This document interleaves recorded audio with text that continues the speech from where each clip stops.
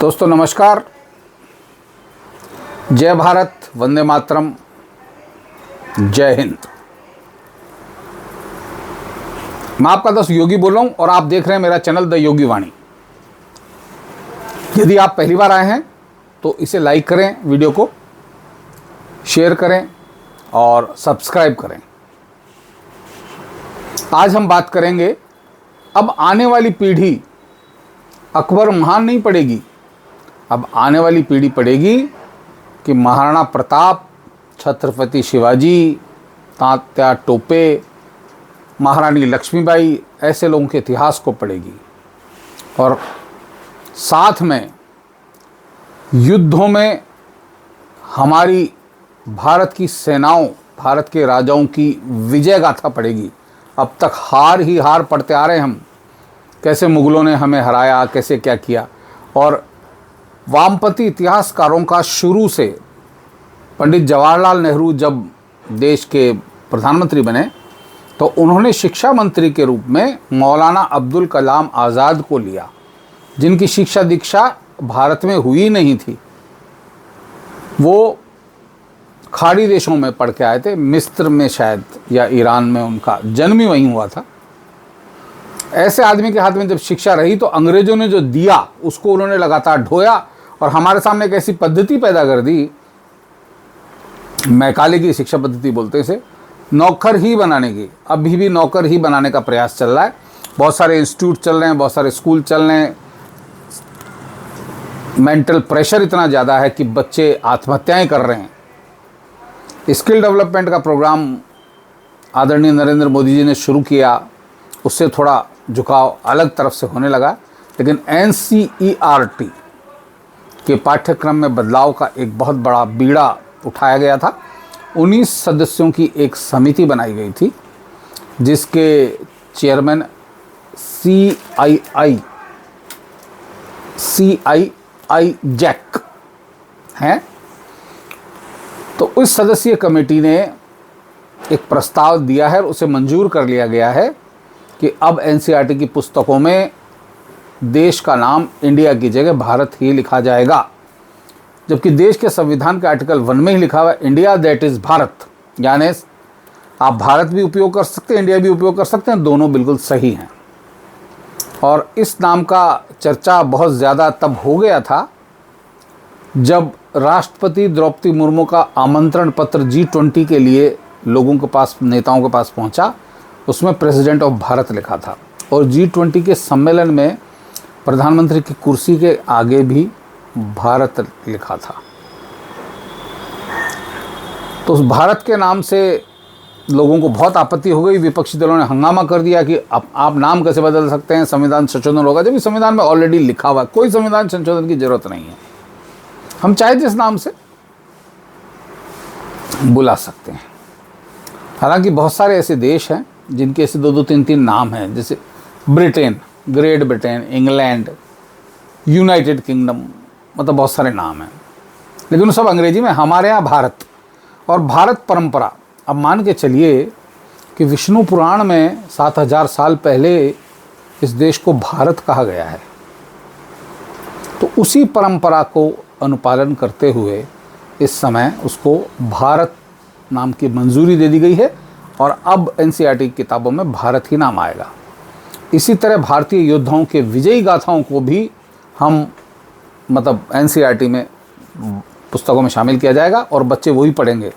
हमारी पीढ़ी, हमारे से अब तक की पीढ़ी अकबर महान पढ़ती हुई पैदा हुई है। बाबर बहुत बड़ा योद्धा था।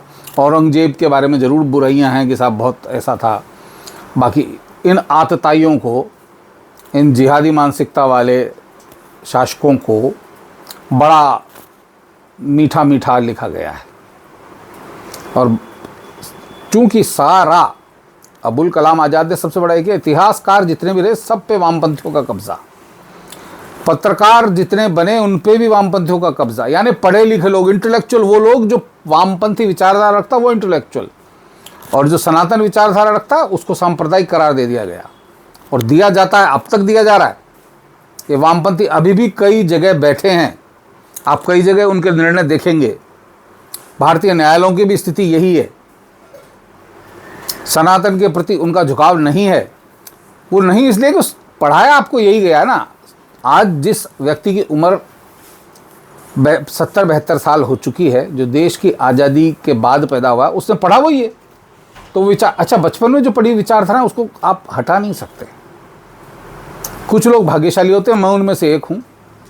मेरे नाना जी अध्यापक थे, तो गर्मी की छुट्टियों में हम ननिहाल जाते थे, तो वो जिस स्कूल के अध्यापक हुआ करते थे उस स्कूल की लाइब्रेरी में से मेरे को बहुत सारी पुस्तकें पढ़ने का मौका मिलता था, और उनमें मैंने सिख गुरुओं के इतिहास पढ़े, भारतीय इतिहास, भारतीय बहुत बड़े बड़े जो अपने गुरु गोविंद सिंह, महाराणा प्रताप, रानी लक्ष्मीबाई, इनका इतिहास पढ़ा, तो बहुत सारा मेरा विचार बदलता गया। ऐसे सारे बहुत से ज़्यादातर लोगों को ये सौभाग्य नहीं मिल पाता, हम उस हिस्ट्री को पढ़ ही नहीं पाते।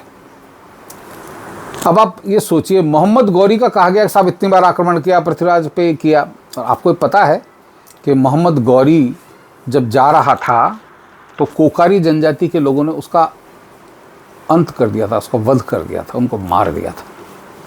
पढ़ाया नहीं गया ना, इतिहास में है ही नहीं।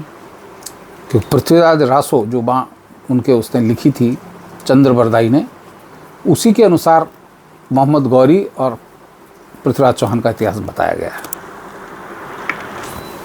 इसी तरह एनसीईआरटी अब इतिहास में भी परिवर्तन करने जा रही है, क्योंकि अब तक अंग्रेज़ों ने पढ़ाया था प्राचीन, मध्यकालीन और आधुनिक इतिहास। आधुनिक इतिहास अंग्रेज़ों का, और प्राचीन इतिहास में उन्होंने भारत को बिल्कुल अंधेरा बताया था, जबकि कुछ नहीं था। जबकि भारत में ज़ीरो की खोज भारत में हुई। भारत के ऋषि मुनि पहले से बताया धरती गोल है और सूर्य के चक्कर काटती है, जबकि कई धर्मों में, कई संप्रदायों में जो दुनिया में चल रहे हैं उनमें बताया गया पृथ्वी फ्लैट है, कहीं चौकोर है, कहीं घूमती नहीं है। और आज विज्ञान यही प्रूव कर रहा है, यही साबित कर रहा है। तो हम लोगों के पास ऐसा इतिहास है जो दुनिया को हमने दिया था। जब पूरा विश्व पत्ते लपेट के रहता था नग्न अवस्था में, उस समय हमारे यहाँ सभ्यताएं थी, हम सिविलाइज्ड थे। तो प्राचीन इतिहास के नाम पे जो अंधेरा अब तक परोसा गया अंग्रेज़ों द्वारा, अंग्रेज़ों ने जो बनाया है, हम उसी को इतिहास माने हुए हैं। जैसे राजस्थान का इतिहास, सब जेम्स टॉड वाला जो इतिहास है वो राजस्थान का इतिहास माना जाता है, लेकिन मूल और भी है। क्योंकि आजकल सोशल मीडिया का ज़माना है, तो बहुत सारी चीज़ें निकल के आ रही हैं, लोगों के पास बहुत सारी पुस्तकें हैं, पोथियाँ हैं, उनसे निकल के आ रहा है। तो अब वो इतिहास पढ़ाया जाएगा। हम हमारी विजयों को सेलिब्रेट करेंगे। हमको हार का एहसास करने वाली चीज़ों का बदलाव तो सरकार ने वैसे ही शुरू कर दिया। दिल्ली में जैसे अकबर रोड है, हुमायूं रोड है, बाबर रोड है, औरंगजेब रोड थी जिसका नाम doctor APJ Abdul Kalam Azad road कर दिया गया। ये धीरे धीरे चेंज हो रहा है, बाकी चेंज भी होने चाहिए।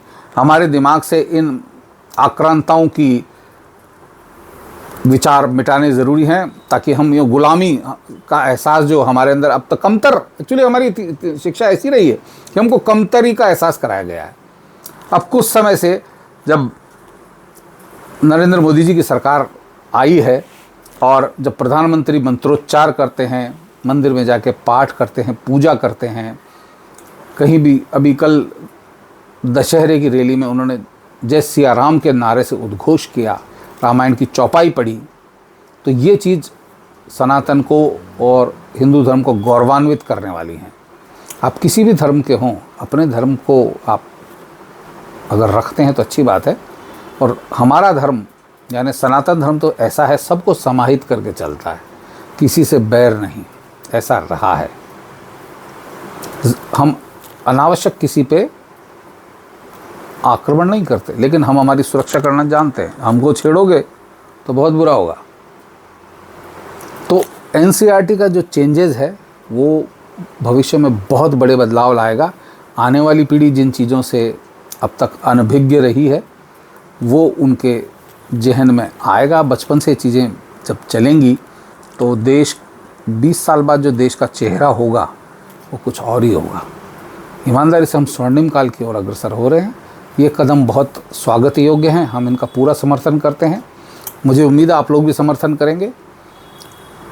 सिर्फ तथाकथित सेक्युलर, धर्मनिरपेक्ष और सत्ता के दलालों से भरे हुए लोग ही जो सत्ता की दलाली करके अपनी रोजी रोटी चलाते हैं और दलाली पाते हैं, मुफ्तखोरी जिसे बोलते हैं ना, वो उनको मिलती है।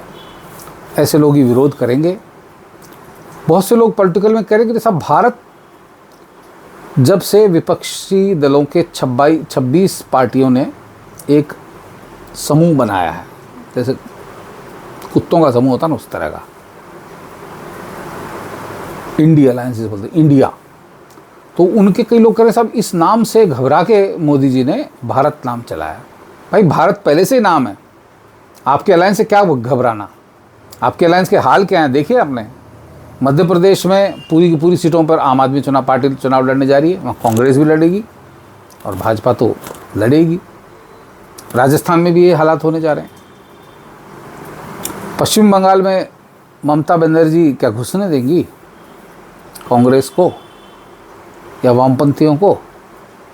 सभी जगह हालात ये हैं।